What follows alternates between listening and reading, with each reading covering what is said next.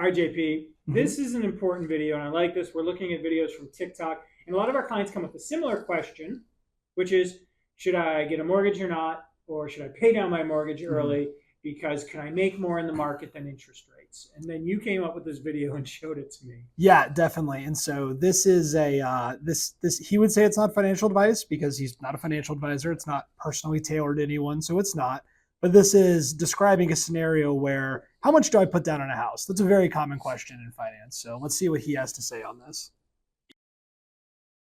You can either put 20% for the down payment or 3.5%. I'll go with the 3.5% option. With the 3.5% option, you'll have a higher mortgage payment and you have to pay PMI. And that means you'll be paying tens of thousands of dollars more in interest and fees. Yep, but by doing it this way, I'll become a millionaire. How is that possible? The purchase price for the home is $500,000. At 20% down, my mortgage will be $400K and I'll be paying $2,400 a month. Yes, but at 3.5%, your mortgage will be $482,500. Your monthly payment will be $2,900, and over the lifetime of the loan, you'll be paying $559,000 in interest, plus another $200 a month in PMI. That's almost $100,000 more that you'll be paying in interest and fees. It is, but I'm going to invest the difference in the down payment. So instead of putting $100,000 down, I'm only putting $17,500 and investing the other $82,500 in the stock market. Historically, it's returned around 10% per year, and compounded over 30 years, I'll end up with $1.44 million. Wow, that's a lot more than the interest and the fees that you'll pay on this loan. I see why you want the 3.5% option. How did you learn about this? I follow Sean. Okay, He makes Sean, real estate. I'm going to point out my major concern with that Yeah. video.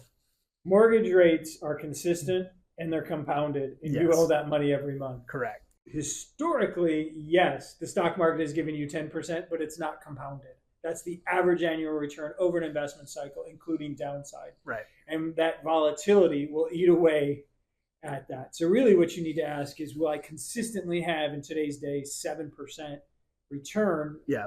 And nobody knows the answer to that. Right. Right. And it's a lot of that's timing, right? Because Yeah. sure, you can say I looked at an S&P chart and over time it gave me this return, but one of the things we always have to tell people is past performance is not indicative of future results. Yeah. The other thing too is, like, practically when you buy a home and you put money towards it, you immediately have equity. Yep. Right? So you have an asset, you have a liability on it, and the difference between your mortgage and the value of the home is your equity. Yeah. So this guy is saying, I don't care about the equity in my home, even though homes are assets that appreciate in value. So Yeah. like he'll make money on his house, hopefully, if it's a good house. So he's like, let's throw that idea out the window. That doesn't factor in my total return. I'm gonna stress my personal finances every month Yeah. to overpay by, like the one guy said, $100,000. Math checks out on this home over the life of the loan. And I now don't have extra cash flow to invest every month in the market. So it's pretty dubious. I would see, if the idea is like, oh, I'm going to put down minimum and flip the house or something like that, fee wise, probably not going to work. But one thing that bothers me is I think the most important thing that anyone can do is save money, right? So at the end of the day, his idea is I'm going to take my down payment, I'm going to save it, and it's going to make me money in the future. That's great. However, if he just took that difference between the over costed mortgage, so the extra $400 plus $300 from PMI, et cetera, and he just saved that every month instead, while having more equity in his house, not only will the value of compounding, monthly investments be worth more than his lump sum, he will also have more equity in the house. So if at any point he needs to move or sell, maybe he gets a new job, you'll have more money. Like this is really simple math if you're not trying to get rich quick, right? We're talking about a 30-year investment. Yeah. Get rich quick. Do you know 2 weeks from now is my 15th anniversary as a financial advisor? Oh, is it really? Yeah. That's awesome. 15 years I've been doing this stuff. Yeah. Yeah, my God. It's not quick. No, it's not quick. It's not. It goes by quick. Yeah. So think about that. Your entire career as a financial advisor is half the time this guy is saying you would need to get this return, this mythical return he's talking about. Yeah, and it's not just this guy. It's lots of guys saying this, or gals saying this too. Put down as little as you can on a house, and it's a flaw. It's pretty flawed. I mean, the math is flawed, right? Yeah. It's the math is flawed. That's not how returns work in the market. Right. And where the math isn't flawed, there is a little bit of art that in personal decision making we have too, is on the end of the mortgage, right? So one of the things we also commonly talk about is like, when should I sell or when should I pay off my mortgage, right? Yeah. I'm about to retire. I have $100,000 left my mortgage. Do I pay it off? Yes. That's something we actually did recently for a client. And the question number one, how long are you going to live in that house? Yeah. Right? Because if you've paid a 20-year mortgage or 15-year mortgage or 30, and you're going to live there for 20 more years, yeah, maybe pay off the house, because who cares? You just don't want to bill. Well, because when somebody retires, the most important thing is cash flow. Yes. The second most important thing is sequence of returns. Sequence of returns mean that the market, if the market performs well your first 5 to 7 years of retirement, and you've been planning appropriately, wind is at your back. Yeah. Right. And so adding wind to your back is just going ahead and taking out all the risk of whatever the market might or might not give you, just paying off your house and owning it. Yeah, definitely. But if someone says, I'm going to retire, I want to move to Florida, well, we all of a sudden don't need to prepay the bank, right? Sure. And another thing came to me, totally. mind you, the original mortgage was 30 years under the impression that you were going to buy it somewhere around 25, 30, and it would be paid off by the time you retired. Now life is different now, and it's a lot harder than the original 30-year mortgage came out. But we're one of the few countries that actually has a 30-year mortgage. Yeah, in Europe, this is like witchcraft.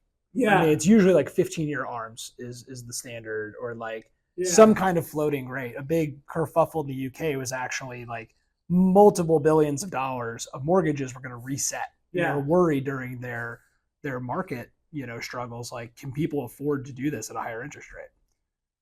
Yeah. It's interesting. And now we have millions of mortgages. Yeah. Now no one has to move because they have a 30-year mortgage at, 3% or 3.5%.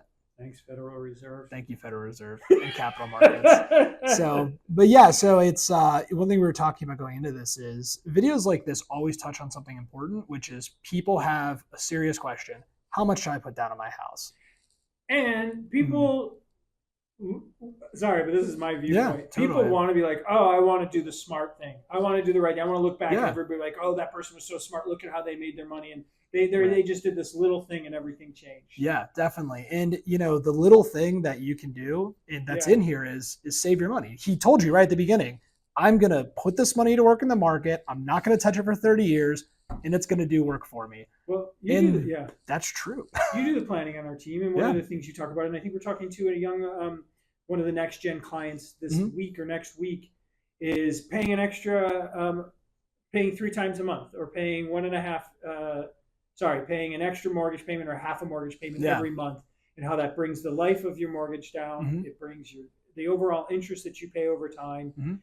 Even if you're even if you're in a 30-year mortgage, you can pay early and make sure it goes against principal. Yeah, definitely. And there's a lot of interesting ways to manage debt, but ultimately the smart thing to do is respect your personal financial, your personal financial situation. Make sure you have enough cash flow. Build out enough cash on the side, and then if you're going to try to get creative because you have excess cash, try to save your money first. If you can save your money, invest consistently.